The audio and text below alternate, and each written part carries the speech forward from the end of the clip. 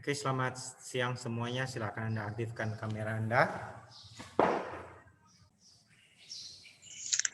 Oke, perhatikan slide presentasi yang Ner share saat ini. Hari ini kita membahas tentang bagaimana melakukan ekstraksi sebelum melakukan analisis fitokimia yang ada pada simplisia tumbuhan atau menggunakan simplisia tumbuhan. Nah, Ner coba ambil studi kasusnya menggunakan penelitian tesis Ner waktu S2. Yang Ner lakukan adalah melakukan ekstraksi kulit batang langsat atau Lansium domesticum. Nah, sebelum kita melakukan tahap ekstraksi, kita perlu kenal dulu terminologi dalam preparasi untuk analisis atau ekstraksi sampel. Nah, yang kita ekstrak itu adalah kita namakan simplisia. Simplisia atau bahan alamiah yang dipergunakan sebagai obat yang belum mengalami pengolahan apapun juga atau kecuali dinyatakan, sekali lagi, kecuali dinyatakan lain berupa bahan yang dikeringkan. Nah, simplisia itu dapat dibedakan menjadi simplisia nabati, simplisia hewani, dan simplisia pelikan atau mineral. Nah, simplisia nabati atau simplisia yang berupa tumbuhan utuh atau bagian tumbuhan atau eksuda tumbuhan. Jadi misalnya kita akan mengambil, misalkan kita mengambil tanaman cengkih, Sigisium aromaticum, kita ambil bagian daun dari cengkih, baru bagian dari daun dari cengkih itu bisa kita gunakan, kita akan namakan simplisia tumbuhan, yang dimana bisa langsung kita gunakan untuk ekstraksi sebelum melakukan analisis fitokimia, atau bisa kita kering anginkan sampai dia kandungan atau kadar airnya menurun 10% atau 5%, sehingga itu juga dinamakan dengan simplisia. Nah, sebelum lanjut, Ner kasih catatan di sini yang perlu Anda pahami bahwa untuk analisis fitokimia itu awalnya kita siapkan sampel. Jadi penyiapan sampel yang orang namakan simplisia. Simplisia ini bisa basah, kering, atau basah atau kering, simplisia yang kita gunakan. Setelah kita masuk pada penyiapan sampel, kita lakukan yang namanya preparasi simplisia. Nah, preparasi simplisia ini bisa kita, ini maksudnya kita buat simplisia sehingga luas permukaannya semakin kecil. Contoh preparasi yang bisa kita gunakan, misalnya kalau simplisia segar, kita bisa blender. Kalau simplisia kering itu, kalau simplisia kering kita bisa giling sampai halus. Kita bisa giling sampai halus. Biasanya mengarah pada serat. Kalau diayak, setelah dia halus, dia diayak. Bisa paham kan yang diayak itu diameternya itu 100 mesh. Gitu. Oke. Baru setelah tahap pada preparasi sampel simplisia, kita masuk pada tahap yang ketiga, yaitu tahap ekstraksi. Tahap ekstraksi itu bisa ada banyak metode. Baru setelah tahap ekstraksi kita masuk pada tahap penguapan pelarut. Biasa dapat kita menggunakan rotary evaporator. Ini tujuannya untuk menguapkan pelarut yang ada pada filtrat. Hasil dari penguapan pelarut, jadi hasil dari penguapan pelarut ini kita dapatkan yang namanya ekstrak kasar atau yang namanya crude extract.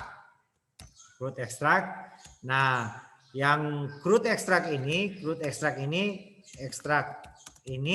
dapat disimpan untuk berbagai tujuan. Misalnya untuk analisis kandungan golongan fitokimia, atau bisa juga kita gunakan sampelnya untuk uji hayati atau yang dinamakan bioassay. Misalnya bioassay-nya misalnya uji antibakteri, anti kanker dan lain-lain. Atau bisa juga kita gunakan sampelnya untuk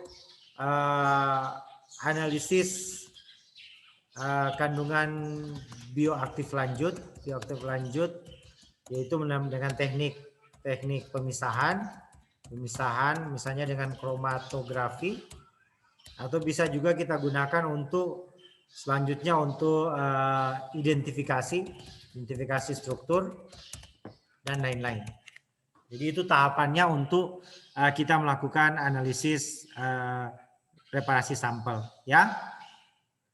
Sampai di sini masih bisa lihat presentasi dari Mner? Halo? Bisa lihat Natalia dan Esther? Bisa, Mner.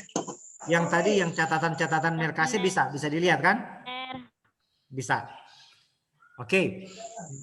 Nah, ini contoh. Ekstraksi ini adalah dia merupakan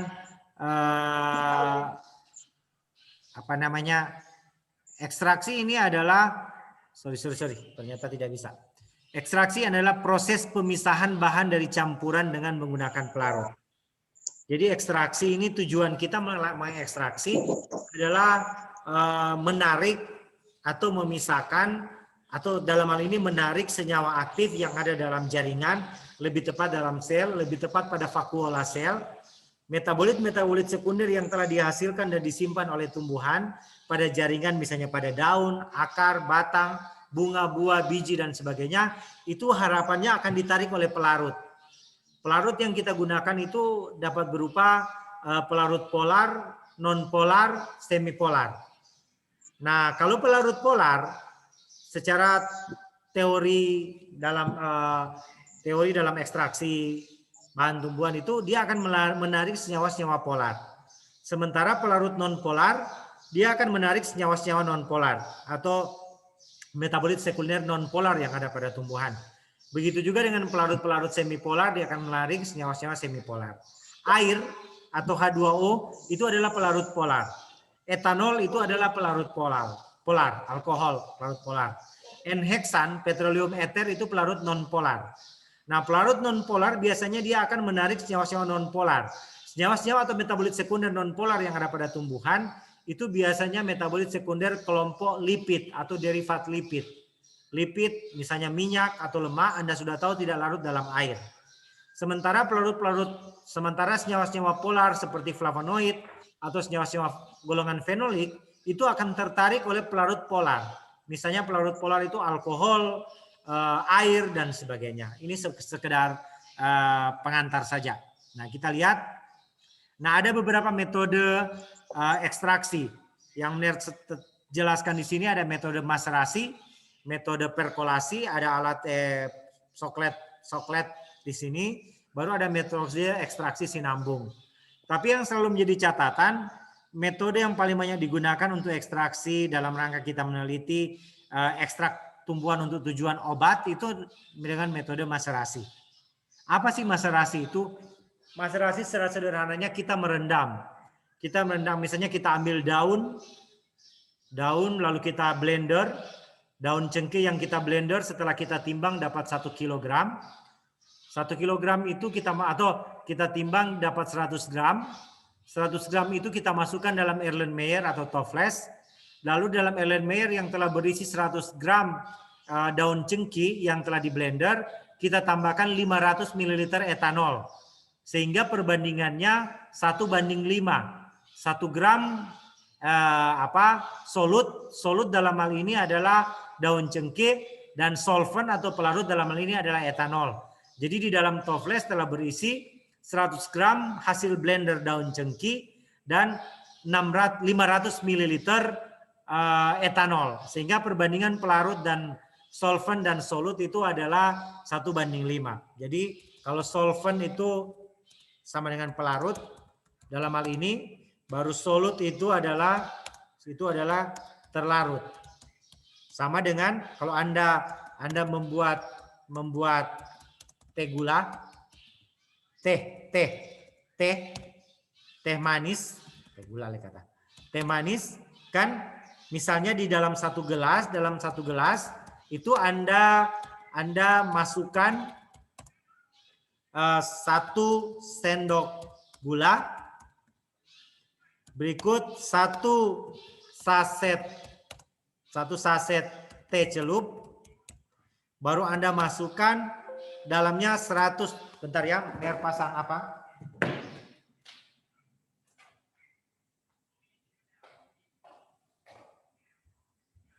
Oke.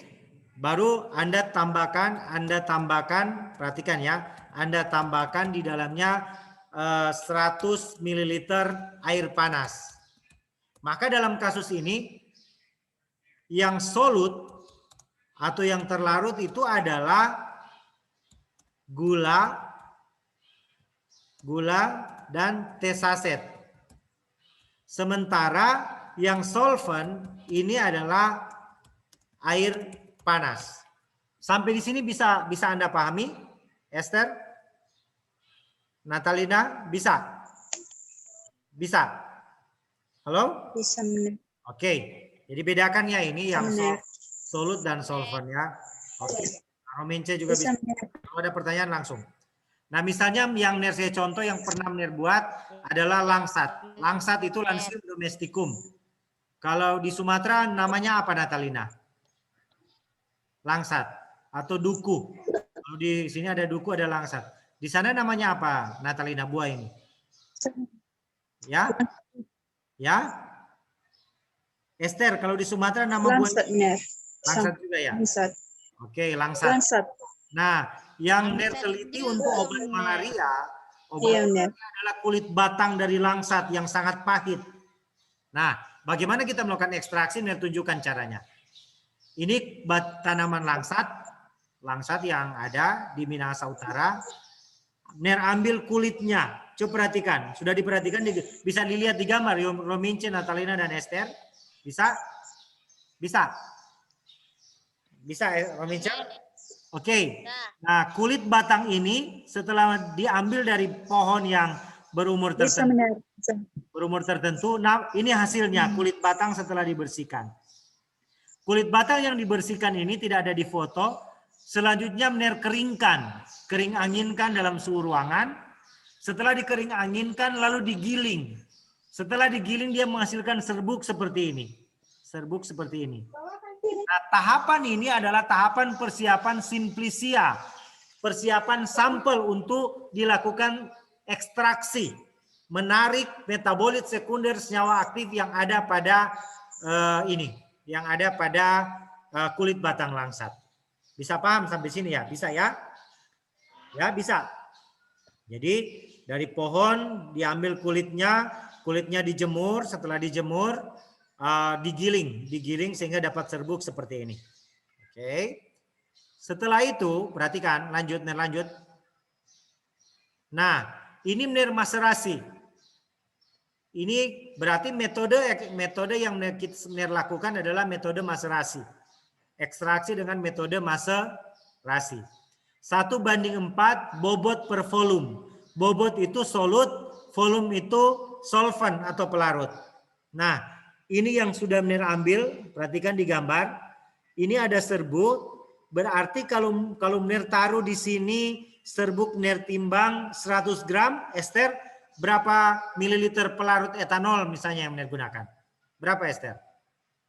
Kalau serbuk yang ditimbang 100, baru perbandingannya solvent dan solut 1:4.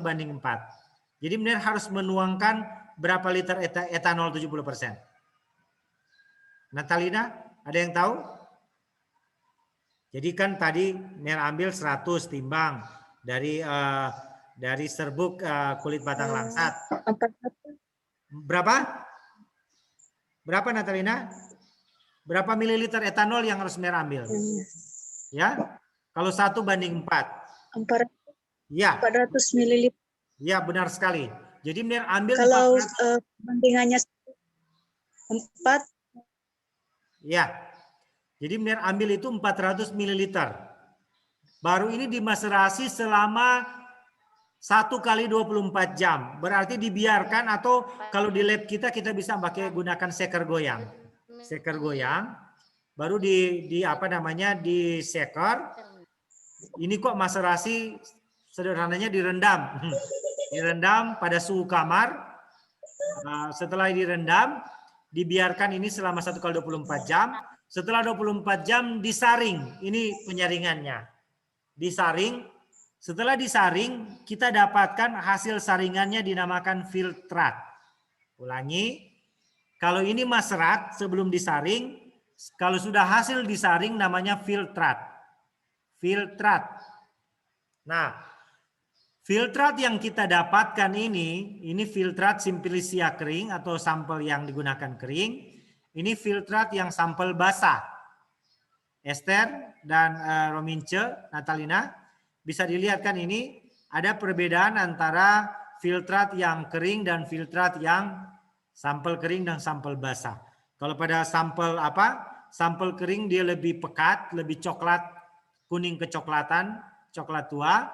Sedangkan untuk sampel yang pakai kulit batang basah atau tidak dijemur, tidak dikeringkan, dia lebih berwarna hijau karena kandungan klorofilnya pasti lebih banyak, pigmen saat hijau daun banyak. Sedangkan kalau yang sudah dikeringkan, klorofilnya sudah mulai hilang. Nah, filtrat yang diperoleh ini dari hasil ekstraksi, selanjutnya kita uapkan. Tujuannya adalah kita ingin mendapatkan ekstrak kasar atau crude ekstrak. Kalau kita mengekstraksi menggunakan etanol, maka kita namakan ekstrak etanol. Etanol 70%. Kalau kita gunakan N-heksan berarti ekstrak N-heksan. Kalau kita gunakan kloroform berarti ekstrak kloroform. Atau kloroform air, ekstrak kloroform air. Ya. Lanjut ya. Nah, selanjutnya perhatikan ini Esther, Maria dan Natalina. Ini perhatikan tahap ini, perhatikan filtrat yang diperoleh ini baik filtrat Simplicia kering maupun filtrat Simplicia basah. Filtrat ini yang karena masih kelihatan cair, belum kelihatan ekstrak yang tertarik dengan teknik metode maserasi ini. Selanjutnya akan dibuang, bukan dibuang ya, dipisahkan atau memisahkan antara filtrat pelarut etanol dengan ekstrak yang telah berhasil ditarik dari Simplicia. Cara untuk memisahkan ekstrak dari Simplicia itu kita gunakan dengan menggunakan alat yang namanya rotary evaporator. Rotary evaporator atau alat yang berputar untuk menguapkan pelarut. Rotary evaporator. Nah, alat rotary evaporator yang kita gunakan ini. Ini yang digunakan di Lab Bio Farmaka IPB Bogor dulu tahun 2008, 2006, 2008 sampai 2008. Nah, itu biasa kita gunakan suhu 52 derajat Celcius pada kecepatan 48,5 rotary per menit kecepatan putarannya, karena ini putaran ya. Setelah di rotary evaporator atau setelah filtrat ini, yang filtrat ini kita rotapavor atau kita uapkan pelarut, maka diperoleh, perhatikan ya, maka diperoleh ekstrak kasar hasil penguapan pelarut. Nah, pelarut telah pindah di sini, sementara ekstrak tertinggal di sini. Di sini posisi ekstraknya, ini pelarutnya datang di sini. Jadi ini untuk memisahkan atau menguapkan, prinsipnya menguapkan atau memisahkan antara ekstrak yang berhasil ditarik dan pelarutnya. Pelarutnya ada di sini. Oke. Nah, ini contoh yang ada di lab kita, di lab biologi Universitas Negeri Manado.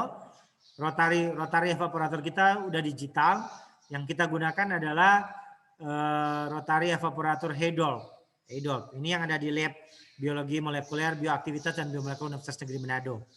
Ini di lab kita. Kita tinggal setting waktu, suhu ada bisa atur di sini pelan. Nanti kita praktek di laboratorium. Kita akan ke lab untuk melakukan rotapavor, ekstraksi dan rotapavor. Oke? Nah, hasil ekstraksi selanjutnya kita bisa masukkan di tabel seperti ini. Misalnya kalau kita gunakan berat sampel atau simplisia 40 gram, maka kita dapatkan rendemen 5,2. Nah, ada rumus. Nanti Mir kasih rumusnya untuk menghitung persentase rendemen. Persentase rendemen. Sampai di sini dulu kita hari ini supaya tidak terlalu panjang. Jadi hari ini kita belajar bagaimana melakukan ekstraksi simplisia tumbuhan. Nanti kita sudah bisa praktek di lab karena tahapan-tahapannya sudah Mir jelaskan di sini. Nanti video ini bisa disimpan, Mir akan bagikan sebentar. Mir akan bagikan untuk Anda bisa pelajari lagi bagaimana melakukan ekstraksi, bagaimana dari preparasi sampel, baru Anda melakukan ekstraksi dengan metode maserasi. Setelah melakukan ekstraksi maserasi, baru pelarutnya diuapkan dengan rotapavor, didapat ekstrak kasar, kita bisa hitung berapa persentase rendemen yang diperoleh. Kita akan praktek ini ya. Sampel apa yang akan kita gunakan? Tanaman apa yang bisa Anda dapatkan? Halo? Atau sampel nanti Mir bawa, nanti kita langsung kerja di lab. Esther, siapa yang tinggal di Tondano, Kang? Kak Romince bener, Natalina. Natalina hari Rabu depan, Natalina nak bergabung? Nanti Rabu depan kita praktek ya, hari Rabu minggu depan kita praktek. Tolong sampaikan ke Natalina. Sampelnya nanti disampaikan. Oke, benar, baik benar. Oke, sampai di sini dulu materi kita. Mir nak mau panjang-panjang, nanti Anda pelajari lagi penjelasan Mir lewat video. Karena video penjelasan Mir ini merekam, karena bisa saja ada gangguan pada penjelasan sehingga tidak bisa Anda ikuti kuliah dengan baik. Oke, sampai di sini dulu. Esther, jangan lupa mengisi monitoring perkuliahan di grup WhatsApp. Nanti ada tugas yang akan Mir kasih di Google Classroom sebentar. Oke, sampai di sini dulu. Ada pertanyaan sebelum Mir tutup? Ada pertanyaan, Esther? Tidak ada benar. Oke, kalau belum ada benar, kita cuma mau bilang kita ada bikin Google Classroom. Bagaimana? Bagaimana Esther? Kita tidak bikin Google Classroom benar. Oh, Kita tidak ada Google Classroom. Analisis fitokimia belum ada Google Classroom. Oh, nanti Mir kasih Google Belum Classroom. benar, tapi benar yang mau bikin. Nah, maksudnya Mir belum bagikan Google Classroom-nya. Belum. Oh, mohon maaf. Nanti Mir bagikan sebentar Google Classroom-nya. Mir bagikan karena tugasnya ada di Google Classroom. Benar. Oke. Belum ada benar bagikan. Nanti sebentar Mir bagikan. Nanti sampaikan ke Natalina, kita akan praktek hari Rabu depan ya. Karena Natalina dan Romince yang ada di kampus, berarti Natalina dan Romince harus masukkan surat besok untuk penggunaan lab hari Rabu depan. Hari Rabu depan penggunaan lab mulai jam 10. Tolong Esther sampaikan ya. Hari Rabu depan penggunaan lab. Iya benar. Nanti format labnya Mir kirim di grup. Video pembelajaran ini Mir akan bagikan sebentar. Iya benar. Oke, sampai di sini dulu. Kita ketemu lagi pada pertemuan selanjutnya. Natalina, kita praktek minggu depan hari Rabu ya. Halo Natalina. Iya benar. Surat permohonan lab harus dibuat Natalina. Nanti Mir bagikan permohonan labnya di grup WA sebentar. Karena hari Rabu depan ada mata kuliah parasitologi kita akan praktek. Tetapi harus besok, Rabu atau Minggu ini memasukkan permohonan penggunaan lab. Pelaksananya hari Rabu depan jam 10 sampai jam 12. Supaya Mir memberi praktikum langsung 2. Parasitologi dan analisis fitokimia. Oke, sampai di sini dulu. Nanti video ini Mir akan bagikan setelah ini.